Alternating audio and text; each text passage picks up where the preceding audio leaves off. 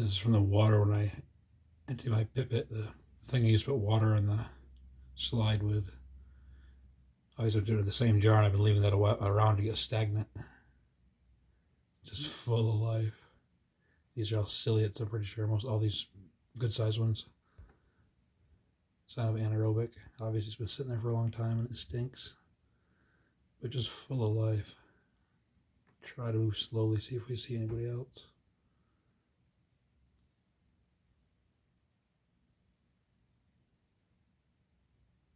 Those little bacteria.